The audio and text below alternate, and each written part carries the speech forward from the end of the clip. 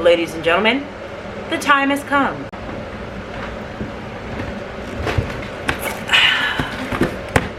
I'm going on vacay. What's poppin', my guys and gals? Welcome back to my channel as we have finally hit 90 subscribers! This is so exciting, but I hope you guys enjoyed this video that I have planned today because I'm finally going on vacay. I'm going to Wisconsin Dells, baby, and it's gonna be a fun time. But before we do all that, I gotta get packed, and it's actually a pretty bad time for me to be packing considering the fact that vacation time for me starts tomorrow. So I gotta get packed today. So I'm going to be going over the steps and stuff, and this is actually like a tips video for how to pack your stuff, whether you're driving or flying. This is actually going to help you guys. I don't know how to explain it. I'm just super excited. So yeah, without any further ado, let's get started. In my personal opinion, the first thing that you should focus on is clothes. Clothes are a part of everyday lives, everyday bodies, and should be sorted out and get that out of the way first. But for my special case, I focus on the shirts. Why? Because I got more shorts than I got bottoms. So I tend to focus on the shirts more. So I have a couple of shirts and stuff picked out, but what I like to do is go through each and every one of my shirts and then pick out some bottoms so that way I can see how that individual shirt would look with each bottom, and that's when I start to narrow down my outfits.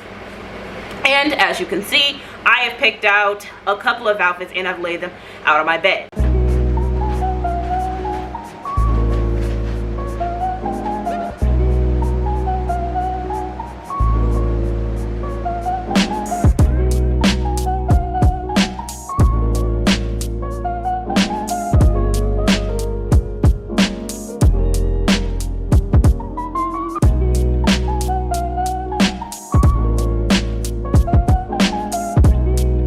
Now for onesies, you don't have that many options. Well, you guys might, but I don't, because I don't wear many onesie type things. The only onesies I literally have are my swimsuit, my dress, and then my pajamas.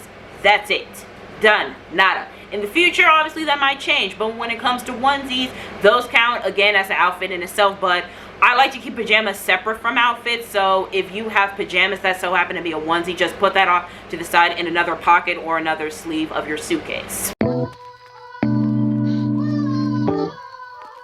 Shoes, they're dirty, they're smelly, so they need to go into the bottom of the suitcase. And since I'm staying for 5 days, which this is a great tip, depending on how many days you stay, that should equivalent to the amount of shoes that you bring. So if you're staying for 5 days, bring 4 shoes. If you're staying for 6 days, bring 5 shoes, just so you can have that amount of combinations and stuff. But I'm bringing 4 shoes because I'm staying for 5 days. And these are the shoes I picked out. I picked out a sandal and I picked out 3 gym shoes, which is good enough for me. So I put those at the bottom, all safe and snug, because the clothes will go on top. And this is a good tip too. As you're putting your clothes in, fold up your clothes and put them on top of each other just so you can have your outfits laid out. It's so much easier, and it works best, so that way you're not just searching through your whole suitcase and messing up the whole suitcase just to find an outfit that you were going to wear on the next day. Just keep it in your head what outfit you're going to wear for that day, especially on the day of when you're going to your vacation. But I already have that figured out right now.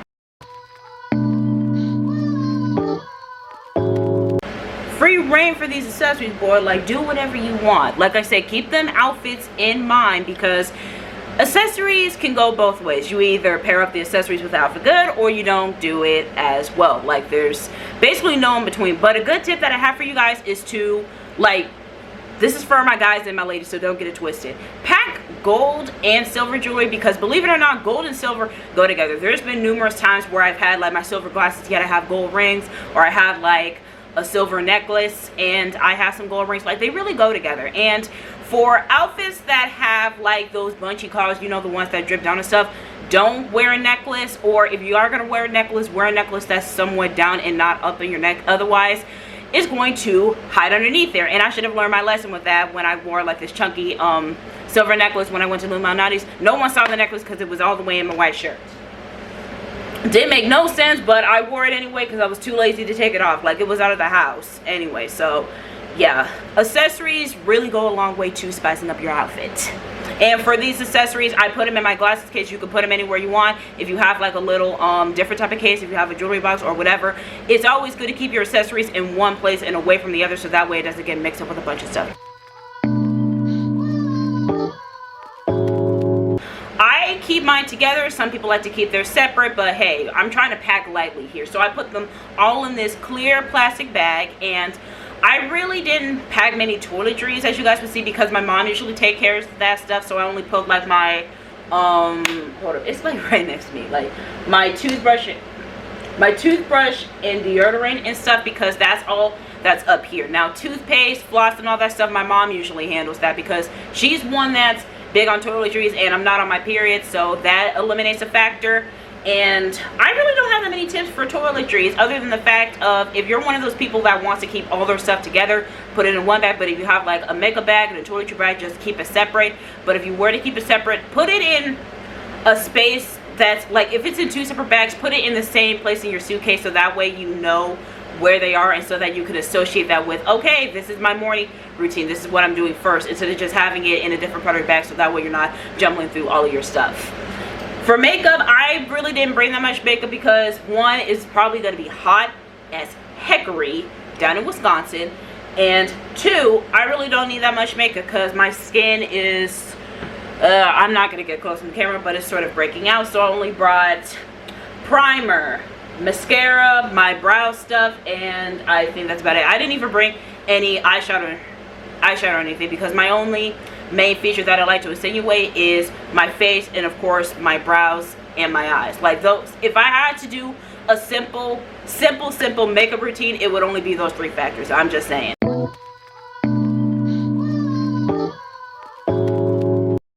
When it comes to hair care and skincare, if I were you, I would keep it in separate bags, again, only because hair care has more oils and stuff, and skincare really doesn't. So if it comes together and if something spills in the same bag, then you're done for.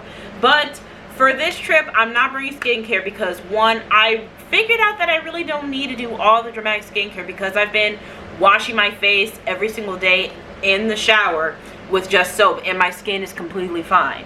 Sure, I got a couple of pimples and abrasions up here, but that's only because I've been in the sun for quite a while these past few days. But anyway, when it comes to hair care, I got braids, so I don't have to worry about my actual hair, other than just spray the braids with some braid spray, which is going to my mother's suitcase, so that way she could just keep up with it.